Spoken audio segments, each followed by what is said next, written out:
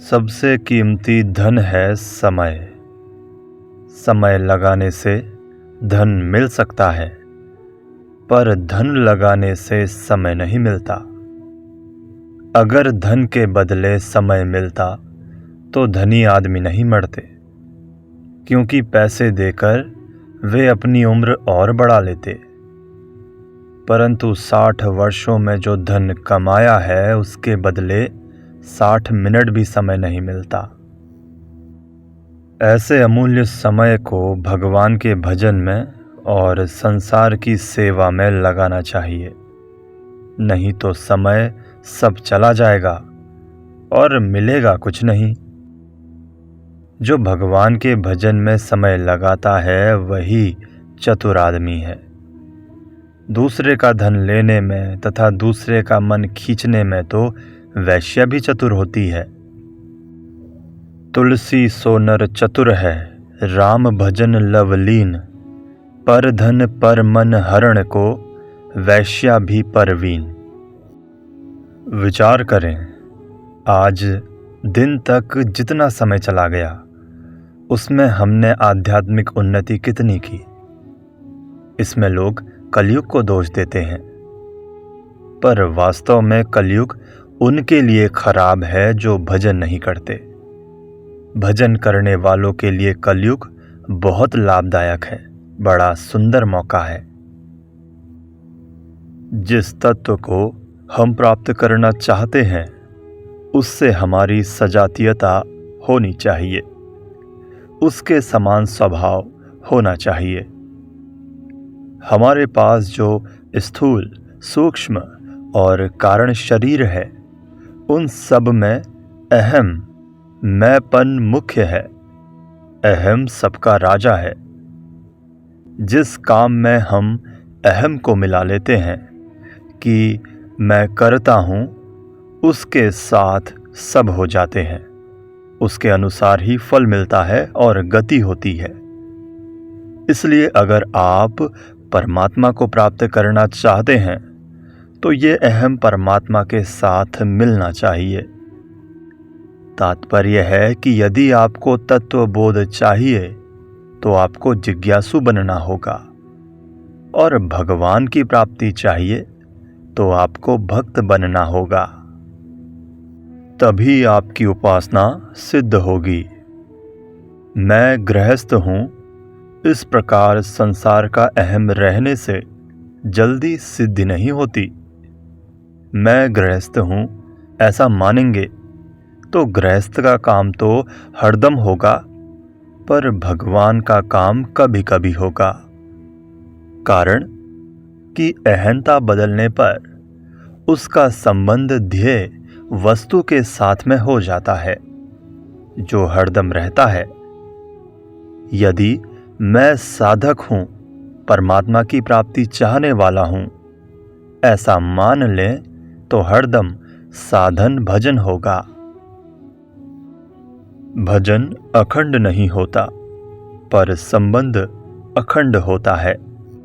इसलिए आप मैं भगवान का हूँ इस प्रकार अपना अहम बदल दें, अर्थात भगवान के साथ संबंध जोड़कर एक जाति के हो जाएं, तो जल्दी सिद्धि होगी। इसलिए गोस्वामी जी ने कहा है, होए राम को नाम जपू, अर्थात भगवान का होकर भगवान का भजन करो। जैसे बालक माँ का होकर माँ को पुकारता है, तो माँ को सब काम छोड़कर आना पड़ता है। ऐसे ही भगवान का होकर भगवान को पुकारो तो भगवान को आना ही पड़ता है।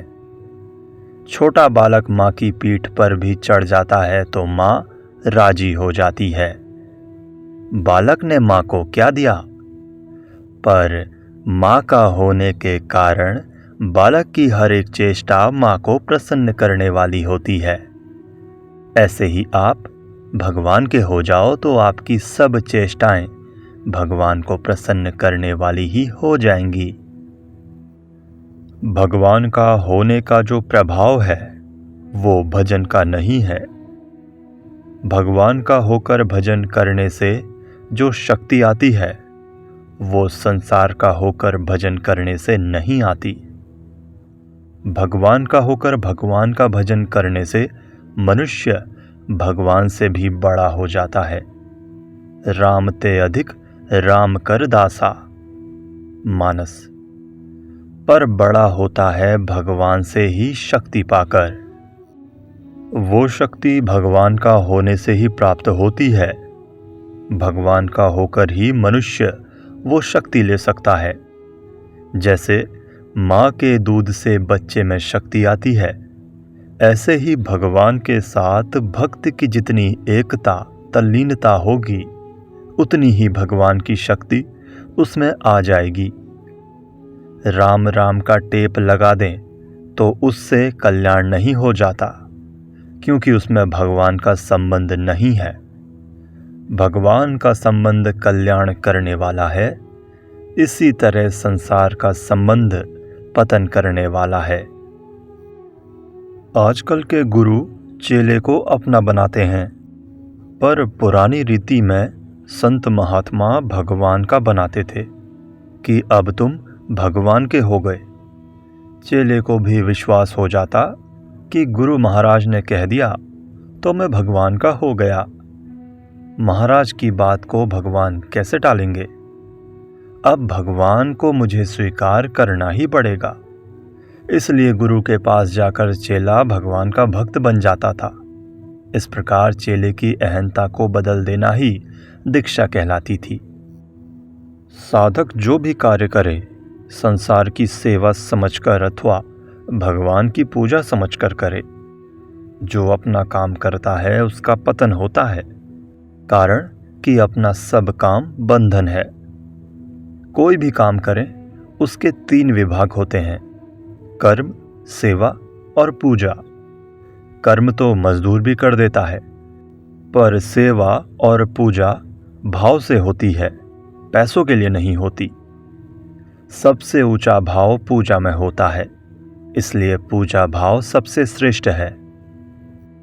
उस परमात्मा का अपने कर्म के द्वारा पूजन करके मनुष्य मात्र सिद्धि को प्राप्त हो जाता है। जैसे किसी सेठ का जो नौकर होता है, वो सेठ के बेटे का भी नौकर होता है। ऐसे ही भगवान का सेवक संसार का भी सेवक होता है, क्योंकि ये संसार भगवान का ही है। पशु पक्षी वृक्ष लता आदि भी भगवान के ही है। इसलिए सबका पालन पोषण करो, सबका आदर करो, सबकी सेवा करो, सबको भगवान का ही स्वरूप मानकर सबका पूजन करो।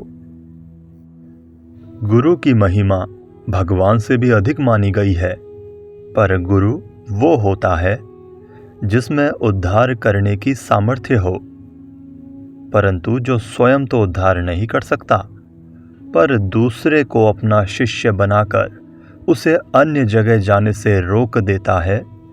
वो दूसरे के कल्याण में बाधा लगाने के कारण घोर नरक में पड़ता है। अतः जो दूसरे का उद्धार करने में समर्थ ना हो, उसे गुरु बनने का अधिकार नहीं है। यदि वो गुरु बनता है तो उसकी बड़ी दुर्दशा होती है। गुरु शिष्य का संबंध केवल परमात्मा की प्राप्ति के लिए ही होता है। अतः जो परमात्मा की प्राप्ति करा दे, ऐसे सामर्थ्य वाले को ही गुरु बनाना चाहिए। आपसे तो मेरा ये कहना है कि गुरु किसी को मत बनाओ, भगवान को गुरु मान लो। मनुष्य को ही अपना गुरु बनाएं, ऐसा विधान नहीं है। संत चरणदास जी के गुरु शुकदेव जी बन गए। भगवान ने अपनी प्राप्ति के लिए मानव शरीर दिया है, तो गुरु भी साथ में दिया है। वो गुरु है विवेक। गुरु शिष्य का संबंध न जोड़कर सत्संग करना चाहिए और अच्छी बातों को ग्रहण करना चाहिए, फिर आप संत महात्मा हो जाओगे। पहले सुगम बातों को काम में लाओ, फिर कठिन बातें भी सुगम हो जाएंगी।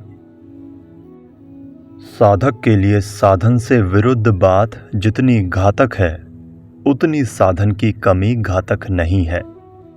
जो साधन के साथ असाधन भी करते रहते हैं, उनको जल्दी सिद्धि नहीं होती। सत्संग साधन भजन के साथ साथ झूठ कपट आदि भी करते रहने से वर्ष बीत जाते हैं पर जीवन बदलता नहीं। अतः जिन बातों को आप खराब समझते हैं उनको त्याग करते जाओ।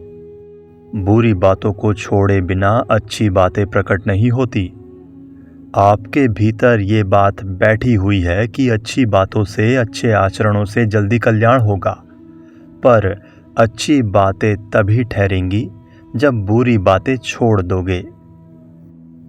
खेती करने वाले पहले खेत साफ करते हैं, तब धान बोते हैं। जिनको आप छोड़ सकते हो, उन अवगुणों को छोड़ने से शेष अवगुण साफ दिखने लगते हैं, और जिन अवगुणों को छोड़ने में कठिनता दिखती है, उनको छोड़ना सुगम हो जाता है। जो जानते हुए भी अपने अवगुणों को नहीं छोड़ते, वे उन्नति के अधिकारी नहीं हैं। आसुरी संपत्ति से रहित होने पर मनुष्य उन्नति का अधिकारी हो जाता है।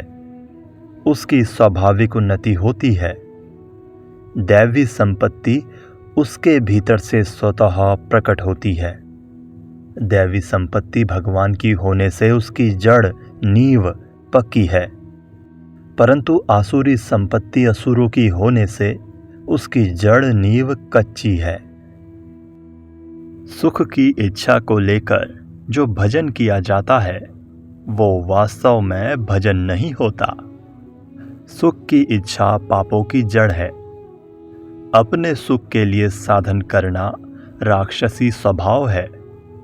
हिरण्यकश्यपु ने अपने सुख के लिए ही तप किया था। अपने सुख के लिए जो काम किया जाता है, वो पतन करने वाली आसुरी संपत्ति होती है। बहुत से भाई बहन अच्छे काम करते हैं, फिर भी उनकी जल्दी उन्नति नहीं होती, क्योंकि उनके भीतर व्यक्तिगत स्वार्थ रहता है। व्यक्तिगत स्वार्थ रहने से व्यक्तित्व टूटता नहीं, एक देशीयपना मिटता नहीं, प्रत्युत एक देशीयपना देहाभिमान पुष्ट होता है। व्यक्तिगत कल्याण, उद्धार चाहना भी देहाभिमान को पुष्ट करने वाला है। अपना कल्याण चाहना अच्छी बात है, पर मेरा कल्याण हो जाए, ये भाव जल्दी कल्याण नहीं होने देता। व्यक्तित्व ही वास्तव में पतन करता है। मुझे लाभ हो जाए, ये भाव आसुरी संपत्ति की जड़ है, और दूसरे को लाभ हो जाए, ये दैवीय संपत्ति की जड़ है। जो सुख किसी को दुख देकर आता है, वो सुख महान दुख देने वाला होगा, ये याद रख लो। जो दुख दूसरों के सुख के लिए आता है, वो दुख आनंद रूप में परिणत होगा। मनुष्य शरीर में आकर अपना कल्याण नहीं करोगे तो फिर कहाँ करोगे? मनुष्य ही भगवान को अपना मान सकता है, अपना जान सकता है। मनुष्य के सिवाय और कोई ऐसा नहीं दिखता जो भगवान को अपना कह सके। पारमार्थिक उन्नति मनुष्य शरीर में ही हो सकती है। भगवत प्राप्ति करने वाला मनुष्य ही है। मनुष्य शरीर मिल गया तो मानो भगवत प्राप्ति का अधिकार मिल गया। भगवान की प्राप्ति में ही मनुष्य शरीर की सार्थकता है। भगवत प्राप्ति नहीं की तो मनुष्य जन्म निरर्थक गया। इस शरीर का सदुपयोग करके परमात्मा की प्राप्ति भी कर सकते हैं और दुरुपयोग करके नरकों की भी प्राप्ति कर सकते हैं। अतः आपका मुख्य काम भगवान को प्राप्त करना होना चाहिए। इस विषय में विशेष सावधान रहना चाहिए। श्रोता, संसार में जो कुछ हो रहा है भगवान की मर्जी से हो रहा है। अतः हम जो कुछ भी करते हैं भगवान की मर्जी से ही करते हैं, इसलिए हमें पाप पुण्य नहीं लगने चाहिए। स्वामी जी, एक करना होता है और एक होना होता है। ये दो अलग अलग विभाग हैं। जैसे आप व्यापार करते हैं, पर नफ़ा नुकसान आप करते नहीं, प्रत्युत नफ़ा नुकसान होता है। भगवान करते हैं अथवा कराते हैं, ये बात है ही नहीं, है ही नहीं, है ही नहीं। करना मनुष्य के हाथ में है, होना भगवान के हाथ में। यदि करना भगवान के हाथ में होता तो ऐसा करो, ऐसा मत करो, ये विधान नहीं होता। गुरु, शास्त्र, शिक्षा, उपदेश आदि सब निरर्थक होते। अतः वास्तव में भगवान की मर्जी से होता है, भगवान करते नहीं हैं। हाँ, शरणागत भक्त भगवान की मर्जी से करते हैं तो वो करना सबके लिए आदर्श अनुकरणीय होता है। उनके द्वारा पाप पुण्य कभी होते ही नहीं। करने का पाप पुण्य लगता है, होने का पाप पुण्य नहीं लगता। हमें बुखार आ जाए तो उसका पाप नहीं लगता। मनुष्य करने में स्वतंत्र है, पर होने में, फल भोगने में परतंत्र है। करने में स्वतंत्र होने से ही सत्संग की बातें काम आती है। भगवान पाप नहीं कराते, प्रत्युत कामना ही पाप कराती है। काम एश, क्रोध एश। भोगों की इच्छा के कारण ही मनुष्य पाप अन्याय करता है। परमात्मा को प्राप्त करने की लगन जैसी मनुष्य में होती है, वैसी लगन देवताओं में नहीं होती। ऐसी लगन केवल मनुष्य में ही हो सकती है। मनुष्यों में भी सच्ची लगन बहुत थोड़े में होती है। सबके सब मनुष्य थोड़े से थोड़े समय में भगवान की प्राप्ति कर सकते हैं। जो भगवान की तरफ ना चले, उसका जन्म निरर्थक है। मनुष्य शरीर में आकर भगवान को प्राप्त नहीं किया, ये बड़ा भारी नुकसान है। विषयों का सेवन, सुख भोग करने के लिए अन्य शरीर बहुत हैं। कलयुग के कारण लोगों में फर्क पड़ा है, भगवान में कोई फर्क नहीं पड़ा है। अतः तत्परता से भगवान में लग जाओ। भगवान में लगने वाले की सहायता सब करते हैं।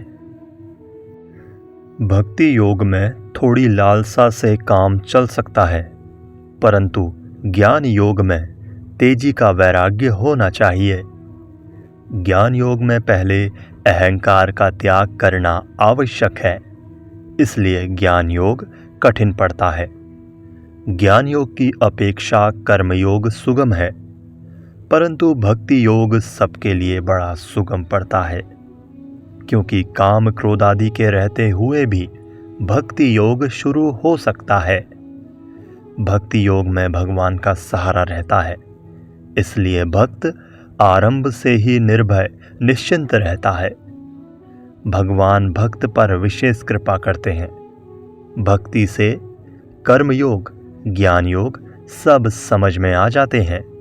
ये भक्ति की विशेषता है, कारण कि भक्त को भगवान कर्मयोग और ज्ञान योग दोनों दे देते हैं।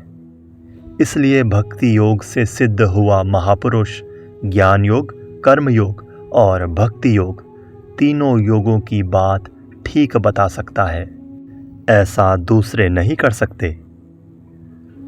आज संसार में मुक्ति होना बहुत कठिन हो रहा है।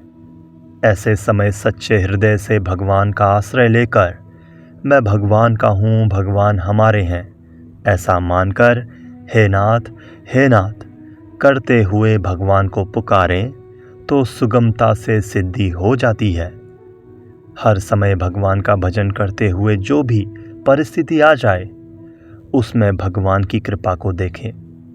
कृपा को देखने से दुखदायी परिस्थिति भी सुखदायी हो जाती है।